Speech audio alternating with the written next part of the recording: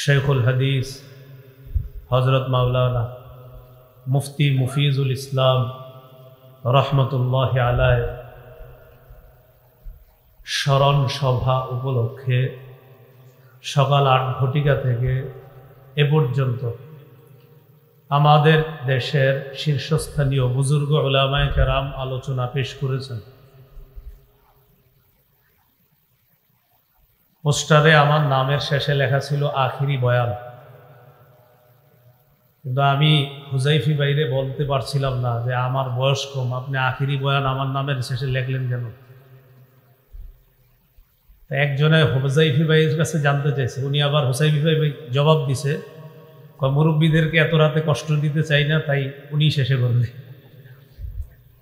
আমিও দোয়া করতেছিলাম আমার পরে যেন কোনো মুরব্বী থাকে। আলহামদুলিল্লাহ আমাদের শায়েখ হযরত মাওলানা হাসান জামিল সাহেব দেরি করার কারণে হজরতের আগে আমি, আল্লাহর কি কুদরত, হজরত শেষে বলেন, অতএব মুরব্বী শেষে হয়ে গেল। এই জন্য আর সমস্যা রইল না, মুরব্বী ইনশাল্লাহ শেষে আসবে ইনশাল্লাহ। তো যাই হোক, এই এলাকায় বাসী যারা আছেন বা দূর দূরান্ত থেকে যারা এসেছেন, এবং মুফতি ওবায়দুর রহমান হুজাইফি ভাই, তিনি হয়তো সামান্য জানে বা কারো কাছ থেকে শুনছে বা আমার কাছ থেকে সামান্য একটু শুনেছে একদিন তার আব্বা সম্পর্কে। তার আব্বাকে যে আমি চিনি এটা উনি জানতেন না। উনি একদিন আমারে বলতেছে, আব্বা আপনার কাছ থেকে সরাসরি বয়ান শুনতে চায় আমাদের মাদ্রাসায়, যেভাবে হোক দিতে হবে। পরে আপনারা জানেন রমজানের আগে একদিন আসছিলাম, মনে আছে না?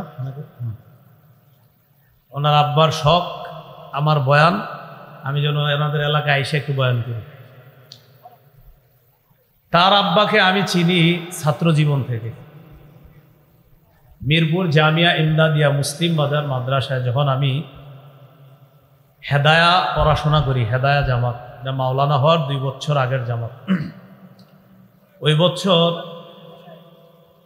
শেখুল হাদিস হযরত মাওলানা মুফতি মুফিজুল ইসলাম রহমতুল্লাহি আলাইহি মুসলিম বাজার মাদ্রাসার যে মসজিদ, অনেক বড় মসজিদ, ওই মসজিদের খতিব হিসাবে তিনি ওই মসজিদে নিয়োগপ্রাপ্ত হয়েছে। এটা হয়তো আপনাদের অনেকে জানেন না। তিনি জুমার নামাজে আলোচনা করতেন ভিন্ন এক পদ্ধতিতে, যেই পদ্ধতিতে আলোচনা করতে এ পর্যন্ত আমার জীবনে আমি কাউরে দেখিনি। ওই পদ্ধতিতে আমিও আলোচনা করি না, বললাম তো আমি কাউকে দেখিনি। যতগুলো জুমা উনি ওখানে পড়িয়েছেন আর ওনার পিছে পড়েছি আমি, প্রতি জুমায় শুরুতে উনি বলতেন, আজকে আপনাদের সামনে এই বিষয়ে আলোচনা করব প্রথমে কোরআন থেকে, এরপর সুন্নাহ থেকে, এরপর ইজমা থেকে, এরপর কিয়াসের আলোকে। উনি বলতেন কোরআন, সুন্নাহ, ইজমা, কিয়াসের আলোকে আজকে এই বিষয়টি আমি আপনাদের সামনে উপস্থাপন করব। এই বিষয়টা আমি অবাক হতাম যে প্রতিটা বয়ান এইটা কেমনে সম্ভব। বয়ানে বৈশাই বলতেন যে ইসলামী শরীয়তের 4 দলিল, এই 4 দলিলের আলোকে আজকে আমি আপনাদের সামনে এই বিষয়টা আলোচনা করব। তিনি শুরুতে বলে নিতেন এই বিষয়টি সম্পর্কে, শুরুতে আপনাদের সামনে কোরআন থেকে প্রমাণ পেশ করব, এরপর সুন্নাহ থেকে প্রমাণ পেশ করব, এরপর ইজমায়ের আলোকে প্রমাণ করব, এরপর কিয়াসের আলোকে বিষয়টা প্রমাণ করব। যেটা আমরা মাদ্রাসায় যারা পড়াশোনা করি আমাদেরকে ফিকহি মাসাইলগুলো এই 4 দলিলের আলোকে শেখানো হয়, কোরআন, সুন্নাহ, ইজমা, কিয়াস। তো হযরতের আলোচনার এই একটা সুন্দর দিক ছিল। এবং আমি আপনার সাধারণত মাদ্রাসার মসজিদে জুমার নামাজ পড়তাম না, সাধারণত মনে করেন আমরা ছাত্র মানুষ তো দৌড়ে আরেক মসজিদে যেতাম। তো মুফিজুল ইসলাম রহমতুল্লাহি আলাইহি হজরত যতদিন জুমা পড়াইছে আমি প্রতি জুমা ওই মসজিদে নামাজ পড়ছি। হ্যাঁ, আমার ভালো লাগছে, পছন্দ হয়েছে, মানে এটা এরকম আমার ব্যক্তিগত অভিমত যে আমার মন মতো হয়েছে। হ্যাঁ, আমি শুনবো আজ, আমি বয়ান শুনবো, একদম প্রত্যেকটা জুমা ওনার পিছিয়ে আমি আদায় করছি। তো এটা হয়তো হুজাইফি ভাই পুরাটা ঘটনা জানে না, আজকে বলে দিলাম যে ওনার আব্বারে চিনি অনেক আগে থেকে, যে হেদায়া পড়ি যে বছর তখন থেকে চিনি। আল্লাহ হজরতের কবরটা জান্নাতের বাগান বানায়, তার সন্তান আর উনি বাপের একদম কড়া ভক্ত, ওনার লেখালেখিতে বুঝবেন একদম বাপ পাগল।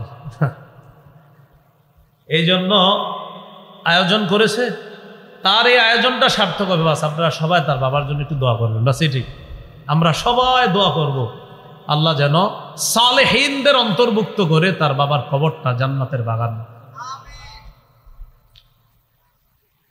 21 পারা 9 নম্বর পৃষ্ঠা সূরা লোকমান থেকে একটা আয়াতে কারিমা তেলাওয়াত করেছে। আল্লাহ পাক রব্বুল আলামিন বলেন, আল্লাহুল্লাযী খালাকাকুম মিন দু'ফিন, আল্লাহ ওই সত্তা যিনি তোমাদেরকে সৃষ্টি করেছেন দুর্বল অবস্থা থেকে। সৃষ্টি করার পর সুম্মা জাআলা মিন বাদি দু'ফিন কুওয়া, দুর্বল অবস্থা থেকে শক্তিশালী অবস্থায় আল্লাহ পাক রব্বুল আলামিন তাকে পৌঁছিয়েছে। আল্লাহ তোমাদেরকে সৃষ্টি করেছেন দুর্বল অবস্থা থেকে, দুর্বল অবস্থা থেকে আবার শক্তি দান করেছেন। সুম্মা জাআলা মিন বাদি কুওয়াতিন দু'ফাও ওয়া শাইবা, শক্তিশালী অবস্থা থেকে আবার আল্লাহ তোমাদেরকে দুর্বল অবস্থায় নিয়ে যায়, দুর্বল অবস্থা থেকে আবার বৃদ্ধ অবস্থাতে আল্লাহ পাক রব্বুল আলামিন নিয়ে যায়। ইয়াখলুকু মা ইয়াশা, আল্লাহ বলেন আল্লাহ যা চান তা আল্লাহ সৃষ্টি করেন। ওয়া হুয়াল আলিম, তিনি সর্বজ্ঞানী। কাদির, তিনি সর্বময় ক্ষমতার অধিকারী। আমাকে আপনাকে আল্লাহ দুর্বল অবস্থা থেকে সৃষ্টি করেছেন। কেমন দুর্বল? আমি আপনি কিছুই ছিলাম না। প্রথমে এমন একটা অবস্থা ছিল আমি আপনি উল্লেখ করার মতো কিছু ছিলাম না। 29 পারা সূরাতুল ইনসান বা সূরা দাহার বলি আমরা যেটাকে, এই সূরার 1 নম্বর আয়াতে আল্লাহ বলেন, হাল আতা আলাল ইনসানি হিনুম মিনাদ দাহ, অবশ্যই মানুষের কাছে এমন একটা সময় অতিবাহিত হয়েছে, মানুষের উপর এমন একটা সময় এসেছে, লাম ইয়াকুন শাইআম মাযকুরা, মানুষ উল্লেখ করার মতো কোনো কিছু ছিল না, মানুষ উল্লেখ করার মতো কোনো বস্তু ছিল না। আসলে আমি আপনি উল্লেখ করার মতো কিছু ছিলাম না একটা সময়।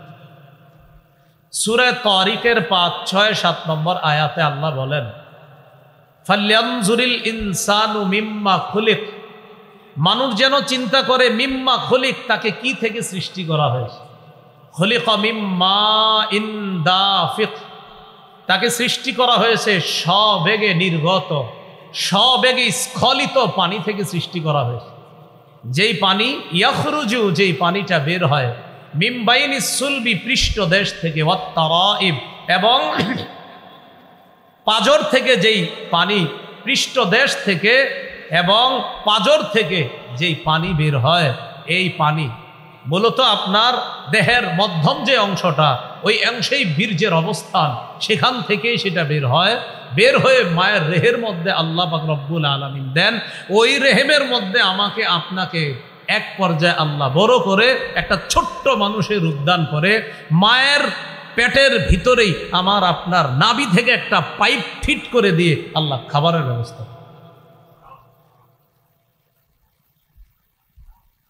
আল্লাহ পাক রব্বুল আলামিন সূরা হজের 5 নম্বর আয়াতে বলেন, ইয়া আইয়ুহান নাসু ইন কুনতুম ফি রাইবিম মিনাল বা'স, হে মানুষ তোমরা যদি পুনরুত্থানের ব্যাপারে সন্দিহান হও, ফাইন্না খালাকনাকুম মিন তুরাব, মনে রেখো আমি তোমাদেরকে সৃষ্টি করেছি মাটি থেকে, সুম্মা মিন নুতফা, এরপর শুক্র বিন্দু থেকে। আসলে শুক্র বিন্দুর মধ্যে ফেরেশতার মাধ্যমে সামান্য একটু মাটির ছিটাও দেওয়া হয়, এটার মিশ্রণে আমাকে আপনাকে সৃষ্টি করা হয়। সুম্মা মিন আলাকা, এরপর জমাট রক্ত থেকে, সুম্মা মিন মুদগা, এরপর মাংসপিণ্ড থেকে, মুখাল্লাকা, যেই মাংসপিণ্ডটা এটা কখনো রূপদান করে, গায়রি মুখাল্লাকা, আবার কখনো এটা রূপদান করে না। রূপদান করার আগেই মায়ের পেটে এটা নষ্ট হয়ে বর্ষণ হয়ে যায়। মুখাল্লাকা ওয়া গায়রি মুখাল্লাকা, কখনো এই মাংসপিণ্ডটা এটা রূপদান করে আবার বাড়তে থাকে, কখনো রূপদান করার আগে গায়রি মুখাল্লাকা, এটা আবার রূপদানের আগেই শেষ হয়ে যায়, পেট থেকে বের হয়ে যায়। আল্লাহ পাক রব্বুল আলামিন চাইলে এটা বড় হয়। এটা কেন করি? লিনুবাইয়িনা লাকুম, আমি এইভাবে করি তোমাদেরকে বয়ান করার জন্য, জানিয়ে দেওয়ার জন্য, চিন্তা ভাবনা যেন করতে পারো। মাংসপিণ্ড করার পর ওয়ানুকিররু ফিল আরহামি মা নাশাউ ইলা আজালিম মুসাম্মা, এরপর আমি আল্লাহ যতদিন চাই নুকিররু ফিল আরহাম, মায়ের রেহেমের মধ্যে রেখে দেই। আমরা 10 মাস 10 দিন বলি, 10 মাস 10 দিনের বেশিও আল্লাহ রাখে। 11 মাস 12 মাস 13 14 মাসও সন্তান পেটে ছিল, এরকম হিস্ট্রি তো আমি জানি। কত মাস? 14, হ্যাঁ 9 মাসও হয়, 7 মাসে হয়। তা আল্লাহ বলেন আমি যতদিন ইচ্ছা, আমি যেই পরিমাণ ইচ্ছা মায়ের রেহেমের মধ্যে রেখে দিই। ইলা আজালিম মুসাম্মা, নির্দিষ্ট একটা সময় পর্যন্ত। কত সময় এটা আমি আল্লাহ জানি। সুম্মা নুখরিজুকুম তিফলা, এরপর তোমাদেরকে শিশু অবস্থায় তোমাদের মায়ের পেট থেকে বের করি। সুম্মা লিতাবলুগু আশুদ্দাকুম, এরপর তোমাদেরকে লালন পালন করি পরিণত বয়সে উপনীত হওয়া পর্যন্ত। ওয়ামিনকুম মাইয়ুতাওয়াফা,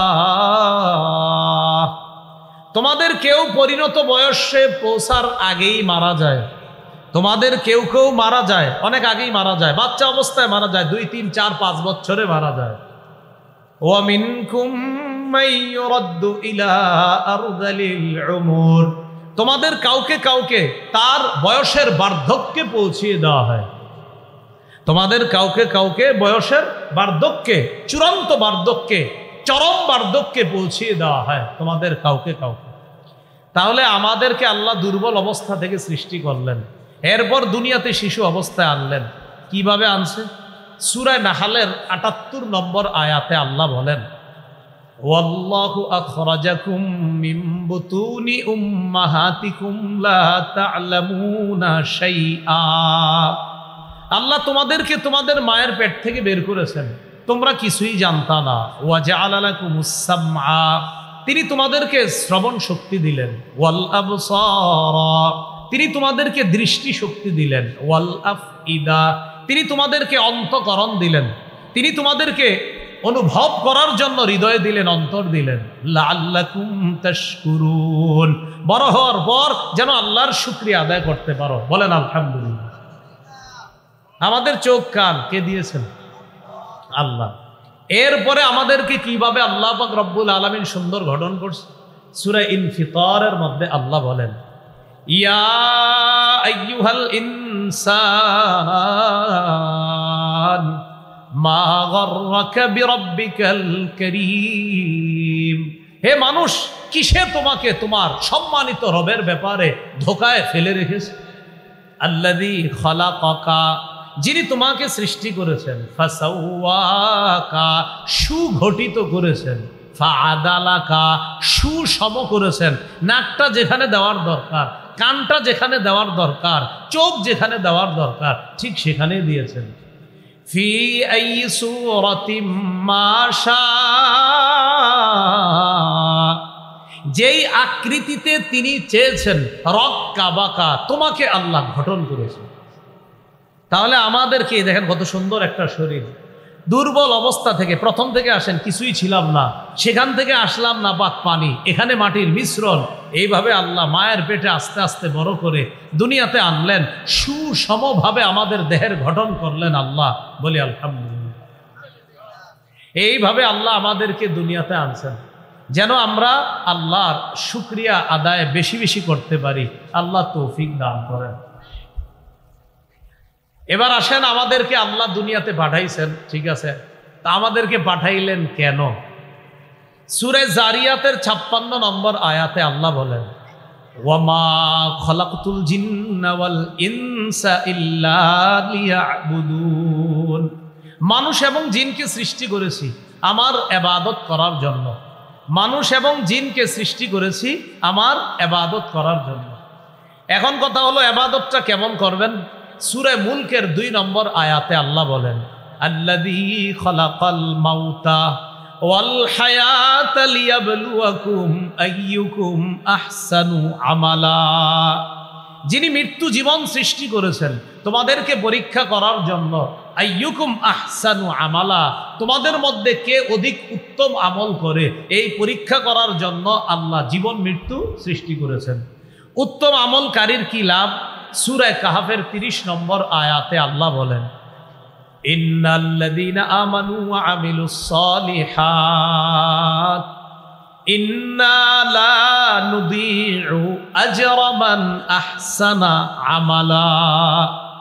যে ব্যক্তি ঈমান আনে এবং নেক কাজ করে, আমি আল্লাহ ওয়াদা করলাম লা নুদিউ আজরা মান আহসানা আমালা, যে উত্তম আমল করে আমি আল্লাহ তার প্রতিদান নষ্ট করব না বলে আমি আল্লাহ ওয়াদা করলাম। যে ব্যক্তি উত্তম আমল করে তার প্রতিদান আল্লাহ নষ্ট করবে না। তাহলে আমাদেরকে বানাইছে ইবাদতের জন্য।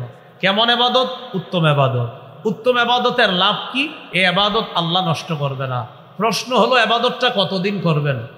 14 পারা 6 নম্বর পৃষ্ঠা সূরা হিজরের 99 নম্বর আয়াত, একদম শেষ আয়াতে আল্লাহ বলেন, ওয়া'বুদ রাব্বাকা হাত্তা ইয়াতিয়াকাল ইয়াকিন। মরণ আসা পর্যন্ত তুমি তোমার রবের ইবাদত করো। বলেন কি আশা? সবাই বলেন কি আসা পর্যন্ত? এইটা বলার জন্য লম্বা ভূমিকা টানলাম। কি আসার পর্যন্ত ইবাদত? মরণ। তাহলে মরণ আসা পর্যন্ত ইবাদতের সময়। মরণ আসলে আর কিন্তু ইবাদত করতে পারবেন না। এখন কথা হলো মরণ আসবে কবে? সূরা লোকমানের 34 নম্বর আয়াতে আল্লাহ বলেন, 5টি বিষয় আল্লাহ ছাড়া কেউ জানে না। ইন্নাল্লাহা ইনদাহু ইলমুস সাআ। 1 নাম্বার কিয়ামতের জ্ঞান, এটা আল্লাহর কাছে আছে। ওয়ায়ুনাজ্জিলুল গায়স, বৃষ্টি আল্লাহ নাজিল করেন। বৃষ্টি কখন কি পরিমাণ হবে এটা আল্লাহ জানেন। 3 নাম্বার ওয়ায়ালামু মা ফিল আরহাম, মায়ের পেটে রেহেবের সন্তান ছেলে না মেয়ে, তার ভাগ্য কি হবে, সে বড় হলে কি হবে, সুন্দর হবে না কালো হবে, কতদিন বাঁচবে, কবে মরবে, সব জানেন কে? আলট্রাসোনোগ্রামে যেটা ধরা পড়ে এটা কিন্তু রূপ আসার পরে, রূপ আসার আগে না। রূপ আসার আগে এটা ছেলে হবে না মেয়ে হবে এটা একমাত্র কে জানেন? আল্লাহ। এ গেল 3 নাম্বার। 4 ওয়ামা তাদরি নাফসুম মাযা তাকসিবু গাদা, কোন মানুষ জানে না সে আগামীকাল কি উপার্জন করবে। 5 ওয়ামা তাদরি নাফসুম বিআইয়ি আরদিন তামুত, কোন মানুষ জানে না কোথায় সে মৃত্যুবরণ করবে। তাহলে মৃত্যু কবে হবে এটা মানুষ জানে না, এটা জানে কে? আল্লাহ। বলেন মৃত্যু হবে এটা কেউ জানে না, কে জানে? আল্লাহ।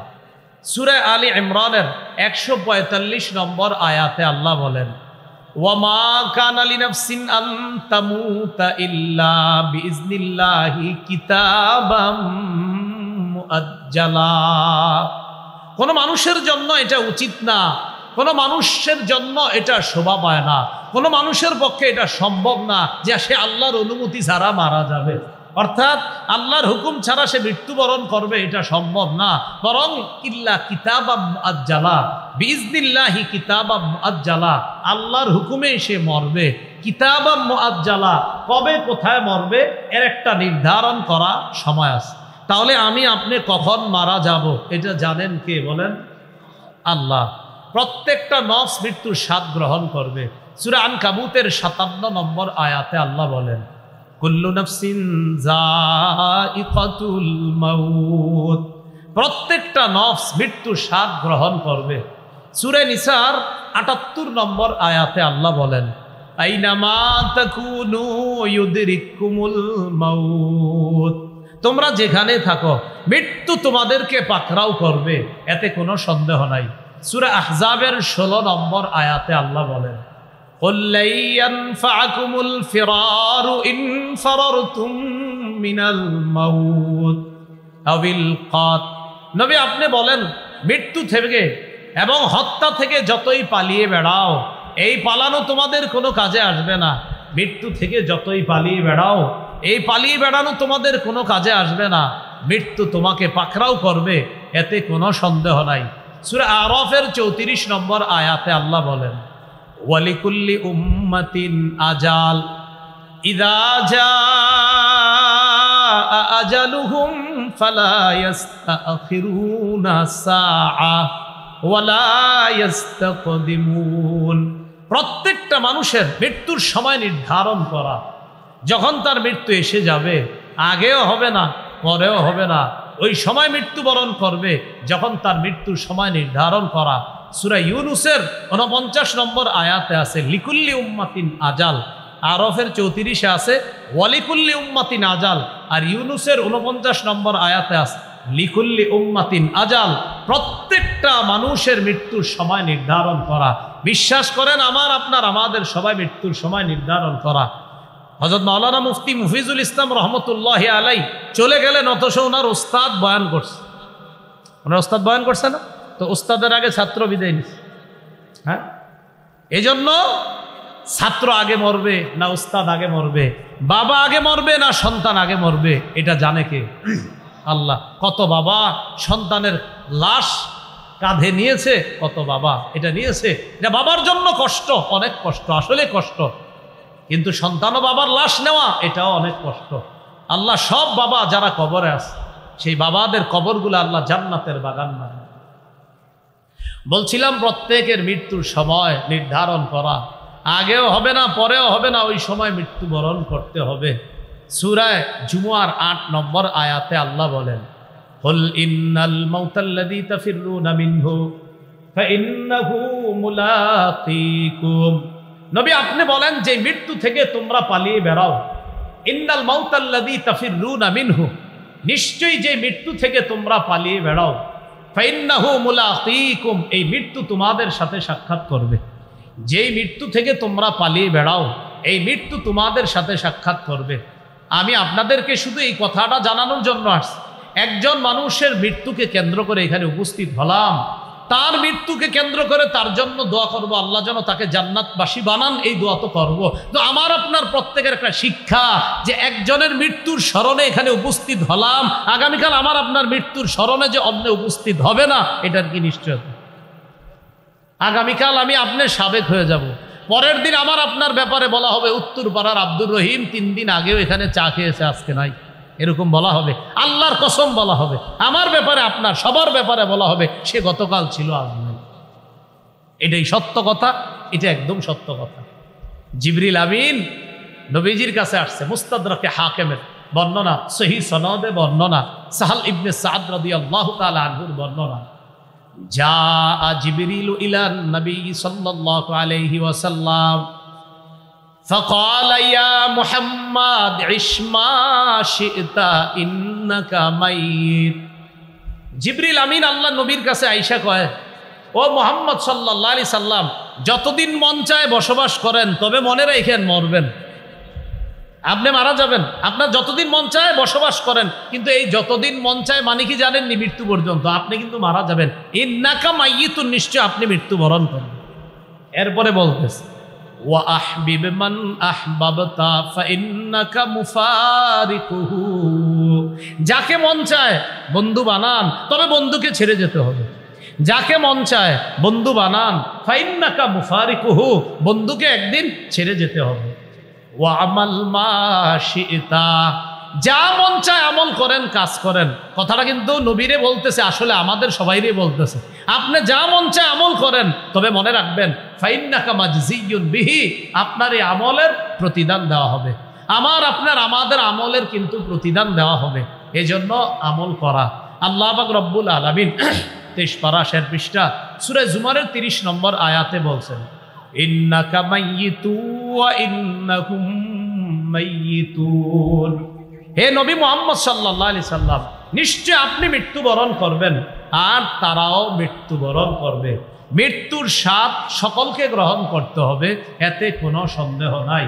সূরা মুনাফিকুনের 11 নম্বর আয়াতে আল্লাহ বলেন, ওয়ালা ইউআখিরাল্লাহু নাফসান ইযা জাআ আজালুহা, যখন মৃত্যু এসে যাবে, যখন মৃত্যু এসে যাবে তখন কাউকে আর সামান্য সুযোগ দেওয়া হবে না। লা ইউআখিরাল্লাহু নাফসান ইযা জাআ আজালুহা, আল্লাহ কিছুতেই সুযোগ দিবেন না যখন মৃত্যু এসে যাবে। তো মৃত্যুর স্বাদ আমাকে আপনাকে আমাদের সকলকে গ্রহণ করতে হবে, এতে কোনো সন্দেহ নাই। তাহলে আমাদেরকে কেন আল্লাহ সৃষ্টি করছেন? ইবাদত করার জন্য। কেমন ইবাদত? উত্তম ইবাদত। ইবাদত কতদিন? মৃত্যু পর্যন্ত। মৃত্যুর স্বাদ গ্রহণ করতে হবে, হ্যাঁ সবাইকে গ্রহণ করতে হবে। মুহাম্মদ সাল্লাল্লাহু আলাইহি সাল্লামকে জিবরিল আমিন বলতেছে, আপনি যতদিন মন চায় বাঁচেন, তবে এই যতদিন মানি মৃত্যু পর্যন্ত আপনি মৃত্যুবরণ করবেন। যাকে মন চায় বন্ধু বানান, ফাইন্নাকা মুফারিকুহু, বন্ধুকে একদিন ছেড়ে যেতে হবে আপনার। আমাল মা শিতা, আপনি যা মন চায় আমল করেন, এটা আমাকে আপনাকে বোঝানোর উদ্দেশ্য। যা করি না কেন ফাইন্নাকা মাজজিয়ুন বিহি, এর প্রতিদানও কিন্তু দেওয়া হবে। এই জন্য আমার আপনার প্রত্যেকের এই চিন্তা করা উচিত। তো এখন এই আমি আপনি আসলাম দুর্বল অবস্থা থেকে বানাইলেন, আস্তে আস্তে বড় করলেন, কেন? ইবাদত করার জন্য। কতদিন? মৃত্যু পর্যন্ত। এখন মৃত্যুটা কেমন হবে আল্লাহ বলে দিয়েছেন, ইয়া আইয়ুহাল্লাযীনা আমানুত্তাকুল্লাহ হাক্কা তুকাতিহি ওয়া লা তামুতুন্না ইল্লা ওয়া আনতুম মুসলিমুন। হে ঈমানদারগণ, আল্লাহকে ভয় করো, যথাযথ ভয় করো, মুসলমান না হয়ে মরবা না। কি বলছে দেখেন, মুসলমান না হয়ে মরবা না। সূরা বাকারার 208 নম্বর আয়াত। আমাদের হযরতের শায়েখ যে আয়াতটা তেলাওয়াত করেছিলেন, ইয়া আইয়ুহাল্লাযীনা আমানু দুখুলু ফিস-সিলমি কাফা, হে ঈমানদারগণ ইসলামে পরিপূর্ণ প্রবেশ করো। এই আয়াতের ব্যাখ্যায় মুফাসসিরিন কেরাম প্রবেশ করা দ্বারা উদ্দেশ্য মুআমালাত, মুআশারাত, আখলাক, এগুলা 100-100 পালন করতে হবে। শুধু নামাজ, রোজা, হজ, যাকাত এমন না, পাশাপাশি সব ঠিক রেখে ইসলামে পরিপূর্ণ প্রবেশ করা। সূরা আলী ইমরানের 19 নম্বর আয়াতে আল্লাহ বলে দিয়েছেন, ইন্নাদ-দীনা ইনদাল্লাহিল ইসলাম, আল্লাহর কাছে মনোনীত ধর্ম ইসলাম। সূরা আলী ইমরানের 85 নম্বর আয়াতে আল্লাহ বলেন, وَمَن يَبْتَغِ غَيْرَ الْإِسْلَامِ دِينًا فَلَن يُقْبَلَ مِنْهُ, যে ব্যক্তি ইসলাম ছাড়া অন্য কোনো কিছুকে দিন হিসাবে গ্রহণ করবে, এটা কিছুতেই তার থেকে গ্রহণ করা হবে না। সূরা মাইদার 3 নম্বর আয়াতে আল্লাহ বলে দিয়েছেন, আল-ইয়াউমা আকমালতু লাকুম দীনাকুম, আমি আজ তোমাদের জন্য দিনকে পূর্ণাঙ্গ করে দিলাম, ইসলাম দিনকে পূর্ণাঙ্গ করে দিলাম। ও আতমামতু আলাইকুম নি'মাতি, আমি তোমাদের উপর আমার নেয়ামতকে পরিপূর্ণ করে দিলাম।